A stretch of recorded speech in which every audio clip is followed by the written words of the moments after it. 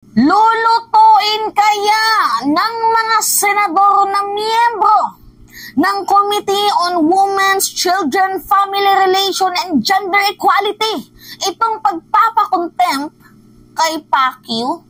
So malaking katanungan yan sa ating mga mamamayang Pilipino kung meron bang mangyayaring lutuan.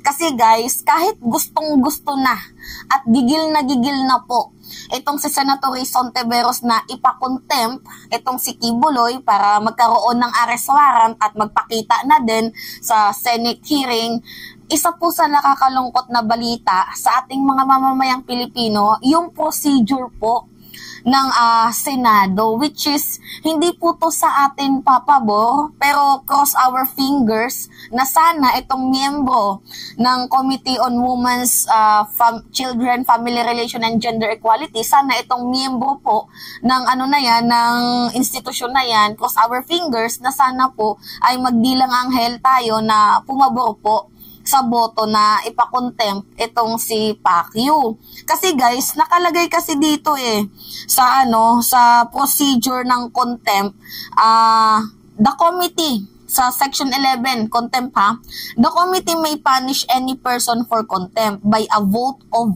2/3 of the member present, there being a quorum. So the following shall be grounds for citing any person in contempt.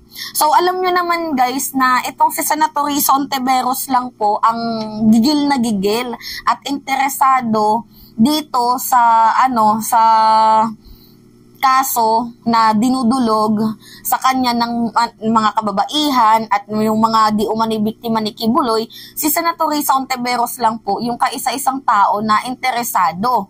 Actually, ito yung mga miyembro guys pakita ko sa inyo Mostly dyan kasi guys sa mga miyembro na ipapakita ko sa inyo, mukhang may utang na loob to kay Pacquiao. So, nakalagay dito guys, yung chairperson, 'di ba? Nakalagay naman si Senator Risa Hontiveros. Yung vice chairperson, si Nancy Binay, tapos yung miyembro, si Pia Cayetano, Cynthia Villar, Grace Po, Amy Marcos, Robin Padilla, Rapi Tulfo, Bongo, JB Ejercito, Mark Villar. So nakikita nyo naman guys na kahit hindi po mga nagpapakita yung mga senador na yan sa committee hearing ni Senator Risa Hontiveros, meron po silang karapatan na i-object ang contempt para dito kay Pacquiao. Kahit hindi sila uma-attend, meron po silang meron silang karapatan na i-object ang desisyon ni Senator Risa Hontiveros. Alam niyo naman na itong si Senator Risa Hontiveros, sabi niya, I cite in contempt Apollo Carion Kibuloy. So pinapakontempt niya na nga itong si Pacquiao. So for his refusal to be sworn or to testify before the investigation. So this committee requires the Senate present to order his arrest so that he may be brought to testify. So pasensya na yung dog nagbark-bark na naman. So anyway guys, si Senator Risa Hontiveros is isa sa mga taong gusto nang ipakontempt si Pacquiao. Ngunit sa gitna po guys ng kalagitnaan ng hearing ng Committee on Women's, Children, Family Relation, and Gender Equality, biglang pumasok sa eksena itong si Senator Robin Hood Padilla. So ang pangit kasi dito guys, binroadcast niya pa. Nakita niyo yung video? Wait lang pakita ko lang muna sa inyo Ito yung video ni Senator Robin Hood Padilla na sumingit pa talaga. Pakinggan nyo. There is an objection to my ruling, to the chair's ruling, holding Apollo Kibuloy in contempt. So I recognize Senator Robin Hood. Sen. Robin. Maraming salamat po, ginang tagapangulo. A'udhu billahi minasyaitanir rajim. Bismillahirrahmanirrahim. Alhamdulillah rabbil alamin. Bismillahirrahmanirrahim. Wassalatu wassalamu ala Rasulillah. Assalamualaikum warahmatullahi wabarakatuh. Isang magandang umaga po sa inyong lahat. Lalong-lalo na po sa ating ginang na tagapangulo. Ipagpaumanhin niyo po ninyo aking pong tinututulan ang naging pasya na makontempt si Pastor Kibuloy. With all due respect, ma'am. Well noted po ng Chair ang objection ni Sen. Robin sa ruling ng Chair holding Pastor Quiboloy in contempt. Meron naman... Okay, rinig niya na ayaw ni Senator Robin Padilla na ipakontempt itong si Pacquiao. Ngunit guys, ito yung malala na namang ginawang kabobohan ni Senator Robin Hood Padilla. Hindi niya alam yung procedure ng contempt. Pakinggan nyo up to the last part. Meron naman po tayong gabay mula sa ating rules. Section 18, ito po yung rules of procedure governing inquiries in aid of legislation. So yung Section 18 po tungkol sa contempt, nakalagay po doon, a majority of all the members of the committee may, however, reverse or modify the aforesaid order of contempt within 7 days. So, well noted. Shukran, Sen. Robin. Maraming salamat po, ginang tagapangulo. At gusto ko lamang pong malaman ng mga panauhin natin at ng mga sumusubaybay po sa mga ganap na ito. Ang akin pong mga kadahilanan para humingi ng una ng pagpapakumbaba at ang karapatan ng pag-object, ang hindi pagsang-ayon.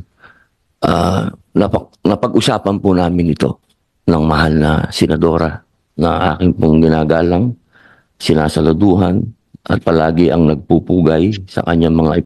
Di ba nakakagago guys, sasabihin niya na aking sinasaluduhan, ako'y nagpupugay sa kanyang katapangan at mga pinaglalaban.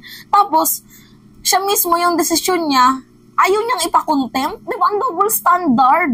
Kabugo ba ni mo, uy? Nainis talaga ako. Mga pinaglalaban.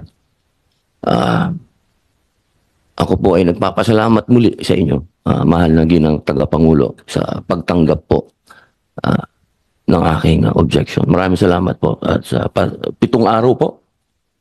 May 7 araw po ang majority Ilan of the members of the committee. Majority. Opo, na gawing formal itong pag-object sa ruling ng chair holding Pastor Quiboloy in contempt. Pag sinabi po ba, ginang tagapangulo, ito po ba yung membro natin? Apo, sila... Tama po, Sen. Robin. Ito po yung majority of the members of the Committee on Women.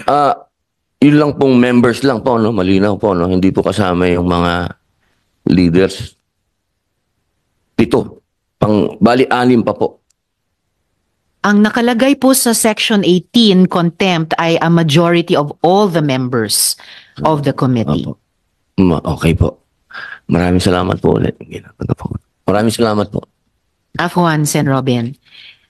So, kita nyo naman no guys na magsasalita ka ng ayaw mong i-contempt si Pacquiao, tapos wala ka palang alam sa procedure ng contempt. Kabugo. O sabi niya, 6 pa sabi ni Senator Rayson Teberos, hindi, all the majorities member. Diba? All the member of the Committee on Women's, Children, Family Relation, and Gender Equality. So, sino-sino nga ba yung miyembro ng committee na to? O, pinakita ko na yan sa inyo kanina. Nandyan si Rayson Teberos, si Nancy Binay, si Pia Cayetano, Cynthia Villar, Grace Po, Amy Marcos, Robin Padilla, Rafi Tulfo, Bongo, JB Ejercito at Mark Villar. Ito nga yung pinaka-saddest part sa atin, guys. Even though nagigil na tayo. Kasi we are seeking for the justice, di ba? Alam naman natin na there must something going wrong. Alam natin yan. And si Senator Rayson Teberos lang talaga yung tipo ng senador na interesado dito sa case na to. Yung nakakalungkot kasi dito, guys, yung mga miyembro ng committee na yan, halos lahat po yan, guys, ay mga tawag dito, hindi naman sa kulto, kumbaga nagbabayad ng utang na loob kay Pacquiao kasi mostly lahat nandyan ay inendorso ni Pacquiao yan noon pa man. So, pero alam ko lang dito guys na medyo, papabor kay Senator Rayson Teberos, si Pia Cayetano, hindi, Nancy Binay ba? Or di kaya si JV Ejercito. So, I think yung dalawang yan, Wait lang, ito meron kasi inendorso si Pacquiao noon eh. Tingnan natin. So, 11 years ago guys, Pastor Kibuloy endorses a 6 Team Pinoy's bet. 5 una bets at 1 independent. So, nakita nyo naman guys yung mga pangalan, no? Nandyan si Miguel Zubiri. Which is itong si Miguel Zubiri, alam naman natin na siya yung isa sa mga taong nag-delay. 'Di ba? Para dito kay Pacquiao na maaprubahan ang sabina. So, delay siya ng delay. Pero eventually, pumirma din siya dahil nga ang dami nang nambash sa kanya. So, inantay niya pa talagang i-bash siya ng mamamayang Pilipino. Kala niya ata makakalusot siya kay Senator Risa Ontiveros. So, nandito si Loren Legarda, Francis Escudero, si Paulo Benigno Bamakino, Cynthia Villar, Grace Po, diba? Si Sani Angara, Joseph Victor J.B. Ejercito, Cagayan Representative Jack Enrile, Nancy Binay, Edward Hagidorn at Richard Gordon. So nakita niyo naman guys na mostly ng mga senador na nandito sa committee hearing na Senator Risa Ontiveros ay mga taong miyembro or nagbabayad ng utang na loob kay Pacquiao. Pero even though na inendorso niya itong si J.B. Ejercito, narinig ko naman sa isang news na dapat umattend itong si Pacquiao. So I think hindi nakasama sa list itong si J.B. Ejercito na napapabor na, 'di ba? Tawag dito para hindi i-contempt itong si Pacquiao. So I think hindi siya kasama sa mga person na mag-o-object na ipa-contempt itong si Pacquiao. So ang napaka-interesting lang dito is si Rapi Tulfo. Kasi alam naman natin guys, si Nancy Binay nabanggit. Si Pia Cayetano, I think din yan, one of the person din yan na hindi i-object. So pabor to kay Risa Ontiveros, I think lang naman. So tatlo lang yung sa palagay ko ang pabor dito kay Risa Ontiveros, which is si Rapi Tulfo, si J.B. Ejercito at si Pia Cayetano. Pero itong si Rapi Tulfo kasi medyo play safe din itong taong to. Pwede siyang hindi bumoto, abstain yung tawag doon. Pwede siyang hindi bumoto para iwas gulo na din. Kasi dalawa yung mawawala sa kanya dito. Followers ng Unity Team, followers ng mga Duterte at followers ni Kibuloy. Kung sakaling tumakbo man po ito. Kaya pansin nyo, itong si Rapi Tulfo hindi nakikialam sa issue ng Maharlika funds, hindi nakikialam din sa issue ni Pacquiao, hindi din nakikialam sa issue ng West Philippine Sea. So, ganoon po ka-play safe itong si Rapi Tulfo mo in action. So, yung mga maliliit lang po na ahensya ng gobyerno ang kanyang tinitira.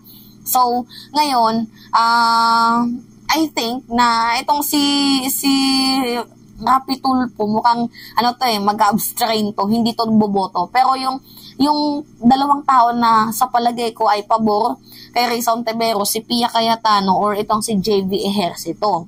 So, ngayon guys, si Nancy Binay, X na yan. Pero cross our fingers na sana pumabor sila kay Senator Risa Ontiveros kasi dito natin guys makikita kung gaano ba may puso itong mga senador natin na to para sa hustisya ng mamamayang Pilipino, ng mga di umano'y biktima. So, wala naman kasing problema guys, sa totoo lang, kung wala kang kasalanan, kahit saang korte ka talaga dalhin or kahit saang lugar ka dalhin, sa committee man yan or sa Senate, hindi ka matatakot kung wala kang kasalanan. Ngunit itong si Pacquiao, ay syempre, daming reklamo sa kanya, malakas din yung loob niya kasi medyo maganon, 'di ba? Ay, nako, ewan na lang natin dito. Pero kahit maganon, mapera itong si Pacquiao, hindi pa din siya nakaligtas sa kamay ng Department of Justice. Kasi, formal na sila guys na maghahain ng kaso para dito kay Pacquiao sa usaping child abuse at trafficking abuse. So, sa palagay nyo guys, yung magiging yung magiging boto. So, nasa kamay ng mga senador na yan, Mga, ewan ko ba, ba't hindi sila nagpapakita? Itong si Amy, wala tayong maasahan dito kasi isa din yan sa mga mag-o-object na ipakontempt itong si Pacquiao. Pero cross our fingers na sana bumoto itong si Senator Amy na, ipakontempt itong si Pacquiao. So anyway guys, yun po yung ating nakikita sa ngayon na medyo kinakabahan tayo, pero cross our fingers na lang na sana manaig ang katotohanan at manaig ang kabutihan at maipanalo ni Senator Risa Hontiveros itong kanyang dinudulog sa kanyang himpilan. So again, nakakalungkot man tong balitang to para sa atin. Well, that is the ruling, the procedure of the Senate in order to contempt the person. So, wala tayong magagawa. Kailangan nating sumunod sa rule of law and due process. So, anyway guys, yan lamang ho at it's me again, si Mima Alicia nyo at nagbabalik ulit para sa ating panibagong video.